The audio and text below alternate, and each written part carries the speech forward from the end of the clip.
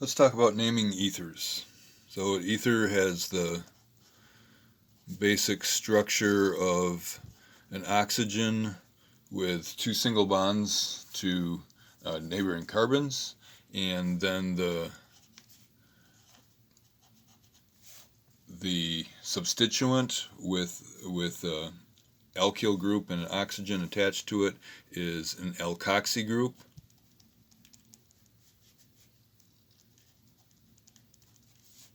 So if it's a methyl attached, it's a methoxy. If it's an ethyl, it's ethoxy, etc. So this is the beginning of one of the ways to name ethers. And so if we draw the most common ether that we have, when you're naming ethers you can name ethers as alkoxy substituents on an alkane. So you're looking for the longest carbon chain that exists, and they're both the same here. And so if we have an ethyl group here, ethane would be the parent chain, and then we have an ethoxy group attached to that. And it doesn't matter which carbon it is, so there's no need to put a number because it has to be number one automatically. And so this is called ethoxy ethane. And nobody ever calls it that. Everybody calls it by the other name, which is each of the alkyl groups is named with space in between, and then there's another space in the word ether. And so this is the other method is called alkyl space alkyl ether. And so then this would just be called ethyl space ether. But whenever there's two of the same group, then we put a di. So this is diethyl space ether. Okay, so nobody calls it ethoxyethane, and most people don't call it diethyl ether. They just call it ethyl ether. Or if you have a procedure and it calls for doing an extraction or something like that, then it'll say add 20 mils of ether. And so the name of the functional group is an ether functional group, but diethyl ether, because it's so common, and that is the most common ether used. When we say dissolve it in ether or extract it in ether, we mean diethyl ether or ethyl ether, and the word ether is referred to that specific ether in that way. So we can look at a couple other examples here. Let's see. Let's draw a chain here, 3 carbon chain, and put a T-butyl group on there. And so we have a T-butyl group, we have a propyl group, and so alphabetically the butyl comes before the propyl. And so if we're naming it as an alkyl ether, it's T-butyl space propyl space ether. And if we are going to name it as an alkoxy alkane, then we are going to find the longest carbon chain, and this is 1, 2, 3 carbon chain here, 1, 2, 3 carbon chain there, but so it's a tie there between choosing which is the parent chain, but this has actually 2 substituents on it, and so this one would win out. So here is the parent compound is propane, and then on propane, carbons 1, 2, and 3, it has 2 groups attached to carbon number 2. It's got a methyl group and it has a propoxy group.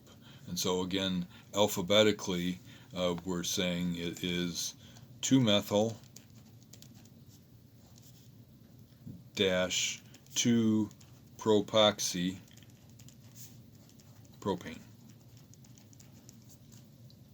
And sometimes it's obvious that one method of naming an ether is easier than another. It's easier to say t-butylpropyl ether than 2-methyl 2-propoxy propane. And so most people would probably name it by the first method there. Here's another one. 2, 4, 6, 7.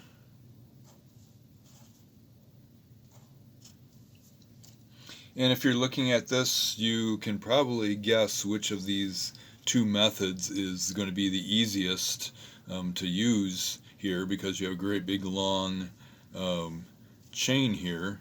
And if you numbered it, 1, 2, 3, 4, 5, 6, 7, it's heptane, and then we have attached to it an ethoxy group on carbon number 4. So it's pretty easy to name it as 4-ethoxy heptane.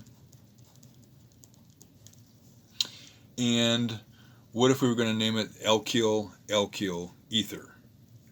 Well, this group, I'll use a red pen for that. So we have two alkyl groups. We have an ethyl group here, and then what is this other group? Well, you start numbering from where it's attached to the main chain, or in this case the ether. Start numbering it here, and it doesn't matter which direction we go. 1, 2, 3, 4. We get a butyl group there, and then attached to the butyl group on carbon number 1 is a propyl group. And so this is a 1-propyl butyl group, and this is an ethyl group. And so we have ethyl space 1-propyl butyl space ether. Okay, so it just depends on, so we would call it 4-ethoxy heptane instead of ethyl 1-propyl butyl ether. And it's easier to quickly picture it from this name, and not so easy to quickly picture it from that name. So again, you can choose what method that you're going to use. And in lab, you're making a whole bunch of ethers, and you're making phenyl ethers. And they can be named in a couple different ways.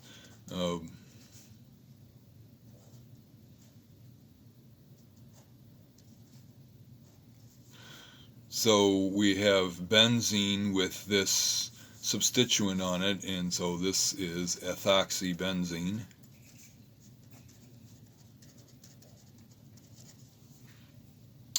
And or we can name it with the two substituents. This is a phenyl group, and this is an ethyl group. So it could be also named as ethyl space phenyl space ether. Okay? And there is, in your textbook, in the chapter, a practice problem, problem 18.1, naming ethers. And so that's a good one. It's got the answers in the back of the book. It's a good one to practice your new skills in naming ethers. There's one other ether that is a common solvent that you may run into, and this is diethyl ether is a common solvent, and this is a common solvent. And it's a polar aprotic solvent, abbreviated, always referred to as THF. Okay, and that is abbreviation for tetrahydrofuran. And again, everybody calls it THF, and that's just one of the polar aprotic solvents that that you might use, especially for an SN2 or E2 reaction.